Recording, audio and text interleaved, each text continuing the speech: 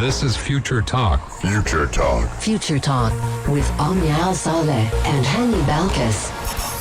Good afternoon, everyone, and happy Sunday to everyone tuning in to us right now. It is a sunny Sunday right here in the heart of Sharjah, and you're listening to Future Talk, the one and only place where we give you a quick roundup of everything that is happening in the tech world, in the UAE, and around the world. It just feels like a fresh new beginning today, doesn't it, Hani? It's because it's Sunday, Omnia. It's the beginning of the week. It's an amazing week. It's the beginning of Sunday, obviously. But ladies and gentlemen, we got a lot of news happening right here in the UAE. Now, we do know that there's a lot of taxis in the UAE and there's a lot of taxi drivers. But what if we told you that one day you might jump into a taxi, but there will not be a taxi driver driving the taxi? It will be driverless. And we're going to be telling you how there will be driverless taxis to be launched in the UAE this year as part of a pilot scheme. Yes, indeed. That day is coming in sooner than we think. But around the world, Facebook and Google CEOs are trying to create change. They are reforming an internet law to combat misinformation. Will they be liable for what users post on the platforms nowadays? We are going to be giving you all that and more in just a few moments. Yes, and Google is testing your memory, which will have an upgrade for Assistant to save and find everything. Every day, ladies and gentlemen, we depend on technology more and more, so we don't use our noggins. Yes, indeed. But right here in the heart of Sharjah, we have lots of news when it comes to reading more and having a lot more books on our hands. And I'm sure this is a story Hani will be a big fan of, because Sharjah Airport will now be distributing thousands of ebooks to passengers through a digital library. So you no longer have to have a Kindle on hand or even bring a physical book with you to the airplane, because now you can access all those books in very seamless manners. And for our gadget of the day, ladies and gentlemen, we're talking about Samsung and how they're reportedly working on a double folding phone. it's the new wave. Folding phones are the new wave, ladies and gentlemen.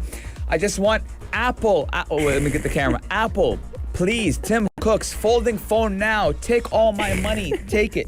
I want a folding phone. We haven't even gotten a single folding phone from Apple. Samsung is working on a double one. Do you know how fun it would be to play games on your phone with the folding phone? Bigger screen, better resolution. Apple, please.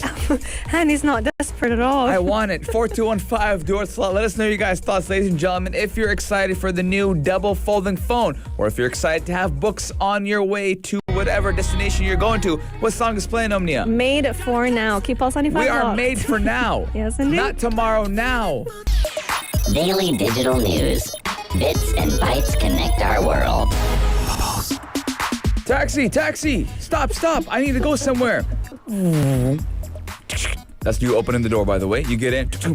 Wait, there's no driver in the car. Yes, indeed. That's because driverless taxis are going to be launched in the UAE as part of a pilot scheme.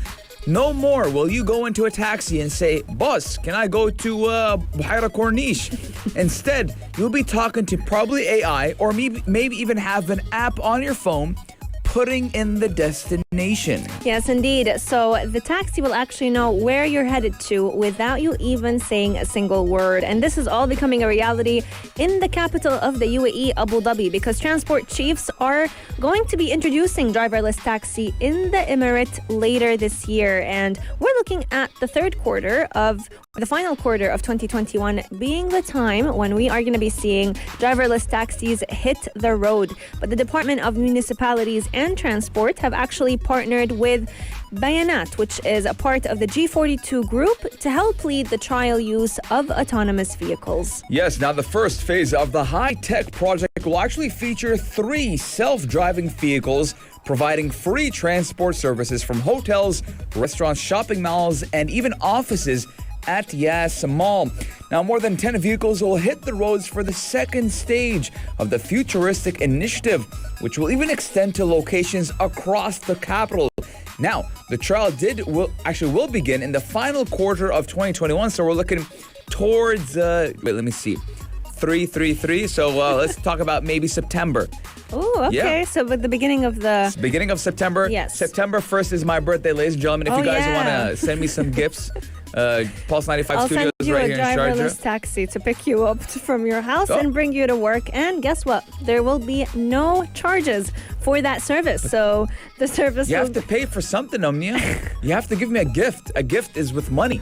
Yeah, I'm Put getting... me like a 5 dirham under the seat or something. Okay, you'll get that. But I'm getting you the driverless taxi to your place. It's not going to be charging you for any money.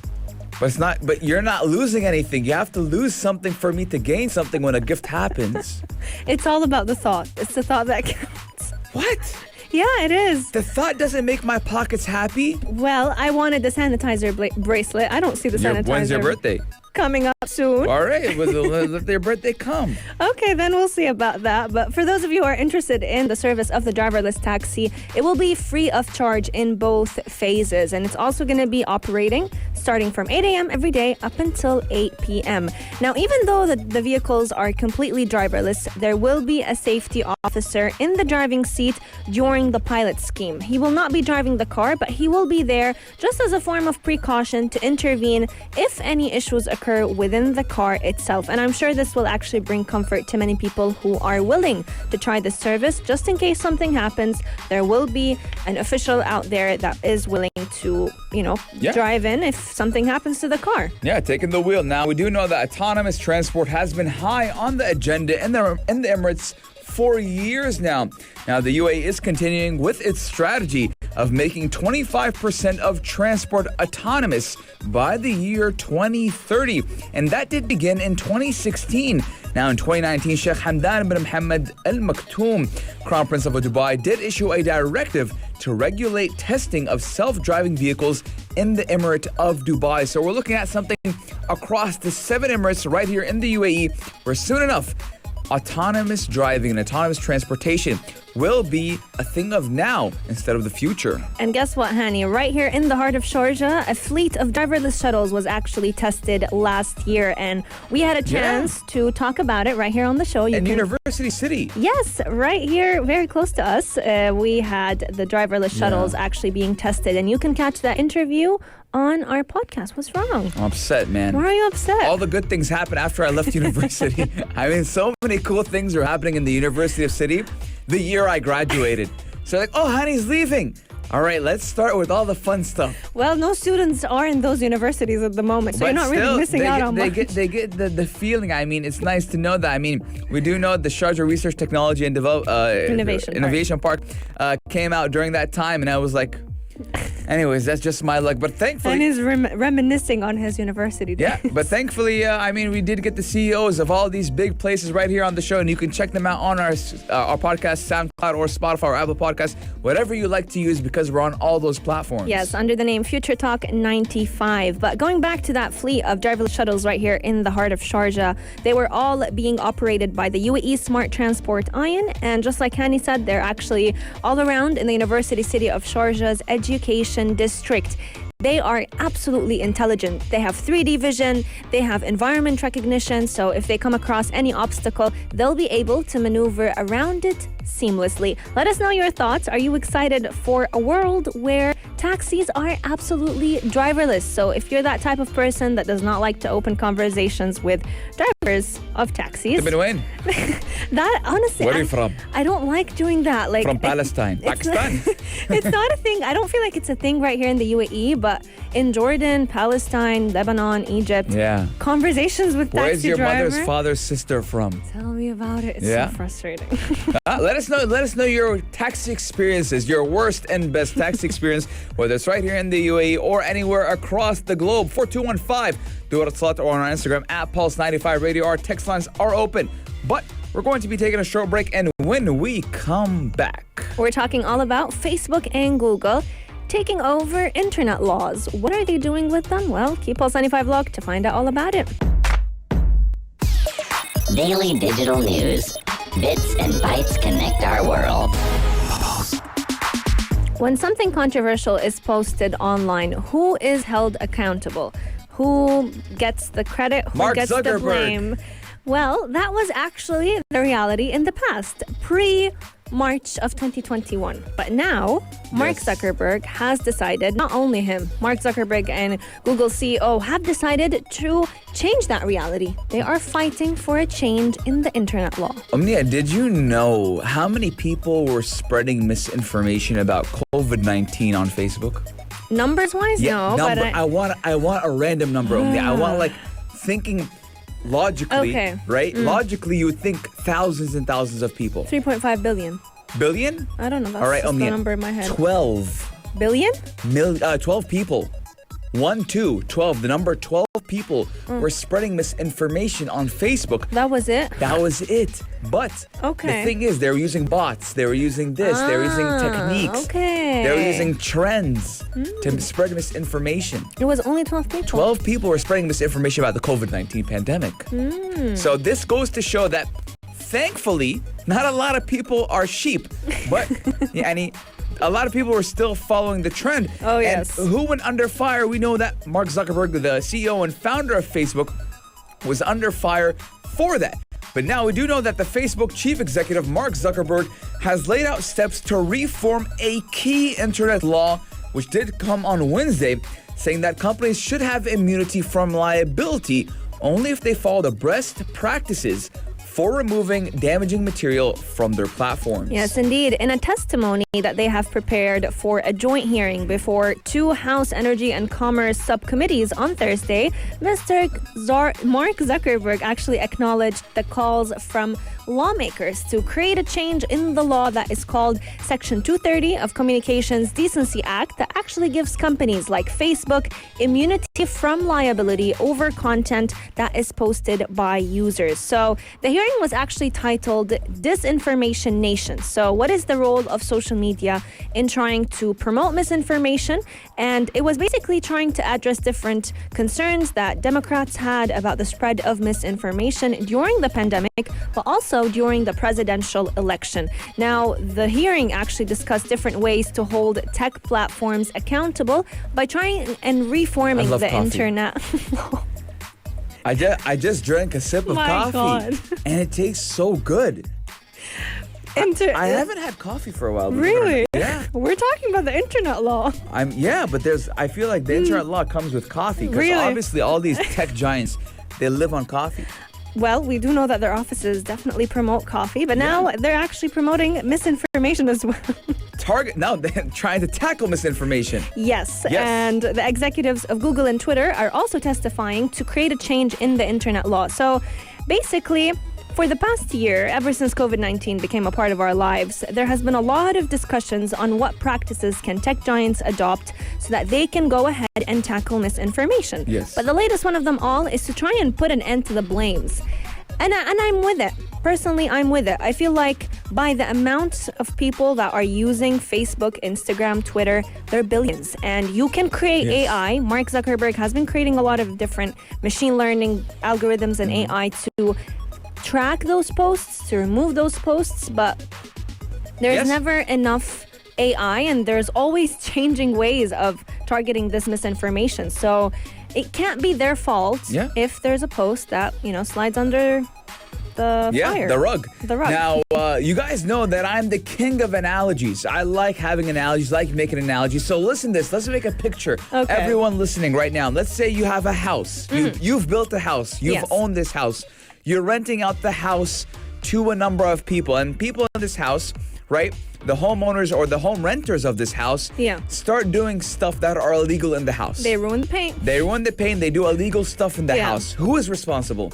The homeowner or the people renting out the house? Perfect analogy. Yeah, who is responsible? People renting the house. Because that's what they did to the house, and they were doing and practicing illegal stuff in the house. It was their house as long as they're paying the rent for it, so they should be held accountable for anything that happens to the house. So let's say, for example, another thing. I give Omnia keys to my car. I'm like, Omnia, can you go fill up some gas? That's the worst mistake you could do. That's my first mistake, right? And then she's like, okay, honey, no problem. And she gets into an accident. Who is at fault? Is it me? God forbid. God forbid, obviously. But who is at fault, right? Yeah. The person driving the car. And this all goes back to, again, another ethic kind of dilemma we were having, Omni and I, on the show before, about how, when we're talking about autonomous vehicles, who is responsible? Is Tesla responsible? Is the AI responsible, or is the person who owns the car responsible? So we have presented the argument, and it is up to you to make your decision. But let us know, who do you think should be held accountable for any misinformation that spreads on social media platforms? Should it be Facebook, Instagram, Twitter, or should it be the user himself or herself? Our text lines are open for 215. Do it this a lot or slide into our DMs at Pulse 95 Radio. Pulse 95. Apps all around. What's worth a click and download? Ladies and gentlemen, if you have bad memory, well, Google has the solution for you, because Google is testing your noggin. And for those who don't know what noggin is, it means your brain, your mind, your head. And they're testing it with an upgrade for Assistant so you can save and find everything. I love this because anyone who knows me knows I have a really bad memory. So now Google, Where's your keys, Omnia? they're in my bag. Where's your bag? It's in the other part of the studio. All right. See? Where'd you park your car? Oh, that's one that every friend I have will vouch for. I can never remember where I Where's parked your my wallet? car. Ladies and gentlemen, just I'm not gonna put on the point. I'm not gonna put on the spot, right? Okay. But you know how many times Omnia has went to her car and called me and said, "Hani, is my keys in the studio?" Yes. More times than I Multiple can times. count. More times than that I can count, and I've forgotten wallets. I've forgotten. I We think need to get her air tags for everything. yes. Think you put air tag on your own hand. NFC chips, please. Those will be needed. But now Google is actually creating its own memory feature in their Google Assistant. So this memory feature is, you can call it a combination of a to-do list, a notes app, and a pocket-like reading list. So it's an all-in-one, and it is found in a very easy-to-find digital locker that is integrated into the Google Assistant application. So currently, this is all being tested out, but memory can actually save a huge variety of content like articles, books, contacts, events, flights, hotels, images, music, movies, notes, photos, places, you name it. The list It's goes endless. on and on. Yes. So I mean, you couldn't even memorize this list. That's why Google Assistant is now giving you this list in the palm of your hands. Now, while the Assistant already does have a memory feature for saving information, like even a bike lock combination or a favorite flavor of cake. Now, the new alliteration of memory does appear to be a major upgrade, one that does even seem to integrate the collections feature that do precede it and be given top billing on the main menu bar alongside Assistant's daily snapshot view. Now, the idea is that you'll be able to save nearly everything, including links, screenshots, pictures of objects, or even handwritten notes, or even to-do lists and reminders. Your memory will then let you search, sort, and revisit everything that you've saved. Very interesting thing, but the thing that I don't like about it is that I can't use it why? because I'm an Apple boy. Well, you can always switch to a Google phone or an Android phone and use it easily. Let me ask Siri if I can do that. Okay, let's see. Siri, can I switch to Google Assistant? Interesting question. Of course. Oh, yeah. Of course, that's what she's going to say. Yeah, I mean, She's not going to support her rival company. very diplomatic. But depending on what you're saving, memory will also be including contextual information. So let's say you saved a receipt. The Google Assistant itself will actually show you the cooking time. If you saved a movie you wanted to watch, it'll include a link to the trailer. And of course, any Google-based item that you save, like a Google document, or if you uploaded a certain Google Drive file, you will get a customized preview card of that thing that you stored. Now, to store things on the memory, users can either use a Google Assistant command or a new added home screen shortcut. So once you add something to the memory, any saved item will be tagged with specific categories like either important or read later, so that you can go ahead and sort out through the different information that you save on the memory feature. Do you know when I was first introduced to Google, Omnia, Google Assistant? One. It was back in 2017. Oh, And it was with our photographer, believe it or not, Mario. Oh, Right? okay. We were in class. Now, Mario is an old friend of mine. And I forget about that yeah. sometimes. And he was like, "Hey, Hani, look at this." I'm like, "What?" He's like, "Watch this." So he whips out his phone. He just looks around. He's like, "Hey, Google," right? And then all of a sudden, Google's like, "Hey there, Mario." I'm like, oh my God, what is this? Let me see. You didn't have a Siri back then? I had Siri, but I always had it disabled. Sometimes I would enable it okay. just to talk to it when I was bored because I'm lonely. But, I'm joking. What's the most interesting question you've asked Siri? I can't say. Wrong question. Wrong question, Omnia. Well, I'll tell you mine. If you ask her what is 0 divided by 0, you'll get a very sad answer. Okay? Okay, Siri doesn't want to work. I'll ask my Hey Siri, what is 0 divided by 0? Imagine that you have 0 cookies and you split them evenly among 0 friends. How many cookies does each person get? I don't have See, friends. it doesn't make sense. And Cookie Monster is sad that there are no cookies. And your friends are sad because they don't exist. Oh wow, this escalated. All right, you're done for So when the machine has control over the human, ladies and gentlemen. There you go. Let us know, you guys, 4215 Dorsal, what is the most ridiculous thing or question you've asked your Google Assistant or Siri or any type of virtual assistant? Our text lines are open, but we will be taking a short break, and when we come back, this is your captain speaking. Yes, indeed. Check this out. Check this out. Pulse 95. Welcome aboard Future Talk Airways. This is your captain speaking, Hani.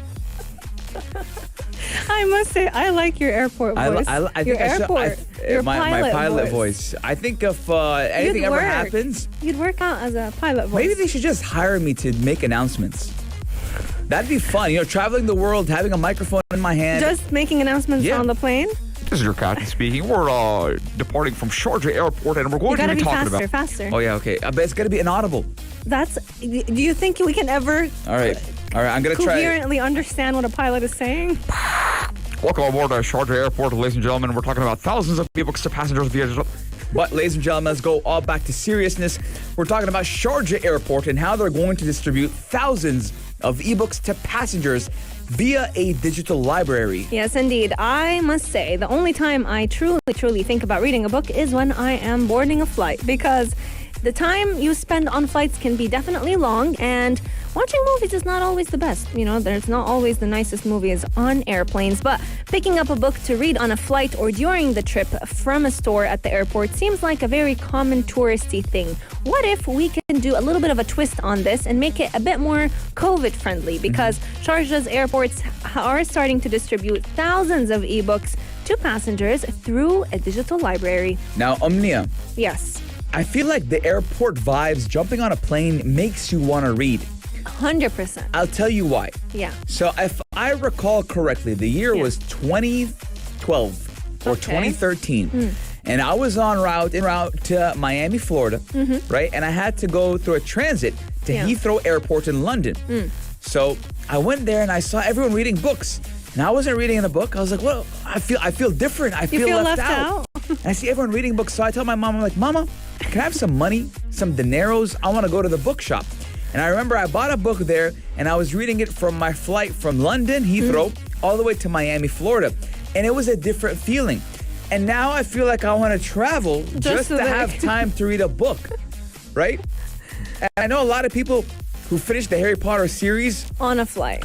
from right here from the UAE all the way to Australia, Sydney, Australia, because that's like a 15-hour flight. You can or read even more. You can read so many books on that flight. Yeah, so we're seeing Sharjah Airport implement and adopt this new type of initiative where they're going to be giving out free ebooks to passengers who will board these flights. Yes, indeed. Now, we've definitely seen travel take a whole different look in the age of COVID-19. Whether it was deploying smart tech like touch-free kiosks or even having facial recognition become your brand new way of going aboard a flight. Yes. Using digital passports, using COVID-19 digital passports. These have all been different contactless solutions that airports in the UAE and around the world in the Middle East have been trying to implement. But using ebooks for passengers and having an online library, it just opens a whole new world to every person who is in love with reading books, because these books are available to download for free without the hassle of downloading an application. What, Hani has an idea in mind. What do we say when something is free, Omnia? ما البلاش كتر منه. Yes, if something is free, take as much as you can. As we do know, these books are available to be downloaded for free without the hassle of downloading any app. and visitors can simply use the airport's Wi-Fi to access the collection. Users can also pick from a huge lineup based on how much they can read, but will be able to access the literature of their choice for only 21 days. So even after you leave the airport, you get to your destination, Right. that book that you have downloaded, you can go ahead and finish reading it for up to 21 days. I'm going to test your meme knowledge, Omnia. What's 9 plus 10? 21? That's the meme. I mean, a lot of people should know. It's back in the Vine days, Omnia. Back in the Vine days? Vine days. 9 plus 10, 21. My Oh, you God. stupid. No, I'm not. It's 21. It's so funny, but I mean, you have to be a pioneer when A it came pioneer in memes. to social media and memes. And, I spent a lot of my time on the interwebs, but the Sharjah Public Library has opened its reservoir for this initiative and has offered books related to science, history, fiction, and art. History and science and fiction. My favorite top three. What is your favorite top three, Omnia? My favorite has got to be fiction, self-help, and literature sometimes. Now, Omnia, believe it or not, even though I'm very big on self-help, I like to read more about history. Oh, I Yes. can kind of say, I can I kind like of tell reading that about your history. taste. I like reading about wars. Not a fan. I love listening to, for example, Genesis Khan. Right? I like World War I. I liked it a lot. World War II. Just these histories because it shaped the world we live in today. Yeah. Because I always believe that And history repeats itself. history repeats itself, and with every action, there was a reaction. Yes. And Mohammed bin Salman, who's the crown prince of Saudi Arabia, Yeah. he said in an interview one time, if you want to know the future, read history. Yes, indeed. And I definitely agree. Reading about history helps you a lot. But my own taste has got to be in psychology and self-help. But Yes. let us know, what is your taste? Sharjah Public Library, as you've mentioned, Hani, has been offering the service as a first of its kind in the Middle East. And the best part about it is that there is something for everyone. Adults as well as children can go ahead and find content through the Wi-Fi of the Sharjah airport till the end of Yes. the year. Now, there are plans to take the initiative even further by extending it to more readers, since the city's public library right here in Sharjah is also aiming to develop spaces with Wi-Fi and tablets where every reader can experience digital reading in the new normal. There's currently a push by Sharjah to offer a complete traveling experience to passengers while still ensuring that we are deploying contactless services. Yes. We want to hear from you. Yes, are you excited? Will you be visiting Sharjah Airport for your next flight? 4215 or on Instagram at Pulse95 Radio. But we're going to go all the way to Samsung in a bit. We're going to be talking about how they are working on a double folding phone. Apple, please. Gadget of the day. New tech you might want to play with. Pulse 95. Samsung has already come out with one foldable phone. Apple has yet to follow up on the trend. But guess what, you guys? We are looking at Samsung releasing a double folding phone very, very soon to add to its lineup. Its well-known lineup of foldable phones. You know what I love about Samsung, Omnia? What do you love? They just create anything and give it to the public, Yes. Like, oh, you guys want a small phone? Here, take it. You want a big phone? Take it. You guys want a foldable phone? Take it. You guys want a double foldable phone? Take it. Anything to make headlines. Anything goes. Is it good enough? Is it perfect? No. But it works. So put it out in the market. I mean, how many... Okay, you continue telling them what's going on. Okay. I'm going to look and research how many phones Samsung has come out with just this year. I'm sure. Let me give you a guess. I think it'll be, let's say 12. No, not 12. 14 phones. I'll give you that. 14 phones. But what we're looking at is Samsung working on a phone that would fold into 3 segments. 2 hinges on a phone. I feel like we're talking about a door. 2 hinges on the phone, 3 segments, and it could be a reality as early as the end of this year. Now, the phone would be a third option in Samsung's foldable lineup, which would be basically joining the Galaxy Z Fold and the Z Flip, which are also both expected to appear in new versions in a new look later this year. Now, the design is still being finalized, but many sources have been saying that the screen would have a standard ratio of 16:9 or 18:9, which would make it easier for app makers to help design their applications to be able to fit that new foldable screen. So obviously, Omnia, I don't have all the statistics for 2021 because we're still in 2021. But in 2020, Samsung has released, and they call them the top phones. There's a lot of more phones, but the Okay. top that we know of is 8. 8 Oh. phones in 2020. That's a lot. That is a lot. We see Apple come out with their flagships, which is one or two. I'll make it one because the Pro Maxes, they don't really make a difference. Yeah. Right? They're coming out with one type of phone. So Apple just recently. No, and the SE. I mean, they're like 3 phones. Yeah, Right? but In not comparison 8. to 8 phones. Now, we know we have been seeing multiple folds before when it does come to Samsung. The Xiaomi folding phone prototype, which did fold at 2 points. But the company has reportedly adopted a more Galaxy Fold-like design for its upcoming foldable. Now, our good friends Huawei, the Mate X2 foldable, also does use a similar design to Samsung's, and would be a bit ironic then if Samsung was on a double folding design after others did adopt its single one. Now, it is possible that Samsung is introducing the new type of foldable to ease its power users into a transition to the form factor. Yes, indeed. Now, whether or not this double folding phone will become a reality later this year depends on whether or not Samsung can actually figure out how to navigate through the chip shortages that have been affecting the entire industry. Folding phones are already more difficult to make than your standard, typical Samsung Galaxy smartphone. But if Samsung is not able to get the chips that it needs, it could push the company's plans a little bit back. Yeah, honestly, it's still very exciting to hear that Samsung is working on a third type of folding phone, especially because Apple is yet to release its first ever folding phone. Apple, get with the system already. All your competitors. Wrestling matches? I feel like we're in a wrestling match. Samsung versus Apple. I think we need to put the eye of the tiger, Omnia. Yes, you got it. I mean, Apple, come on. All your competitors are jumping. 2022, 2023. Yeah. Right? So we're going to see you. We'll have this fight in 2022, 2023 with the old man. Finally, they've released the Apple iPhone. I need my reading glasses. I can't even see. Well, by then I think you'll have enough money to get the folding phone since you're already saving up. Inshallah. Inshallah. We know that. It'll probably be like 10,000 dirhams. Yes. At least. Take out a loan. At least. It's going to cost an arm and a leg more than what they already cost right now. But let us know your thoughts. Are you excited for that double folding phone that Samsung is currently working on? And would you get Apple's first foldable phone when it does come out? I'd get one. I don't care how many glitches, bugs, whatever you want to call it is in that phone. I'm going to get it. You know what's funny is I remember when we first talked about folding phones and you were like, yeah, I'm never going to get one. See, Omnia, that's what changed. You know what changed? I became a mobile gamer. I started playing strategy games on my phone, and Baba, you're probably listening. Shout out to Baba. Shout out to Baba, right? Baba, if an iPad comes in the mail from Amazon in a couple of days, don't... You ordered an iPad? Not yet. Oh. I might. I mean, they're going for cheap now, Omnia. They're going for like 1,200 dirhams. Honey, you already had an iPad and you gave it to your family. Yeah, I gave it to my mama. Because you didn't use it. I didn't use it, but now I'm feeling like playing game. I'm going to stop talking before I go home and my dad beat my butt. But, ladies and gentlemen, that is Future Talk for today. And we'll see you tomorrow, same time, same place, only here on Pulse 95.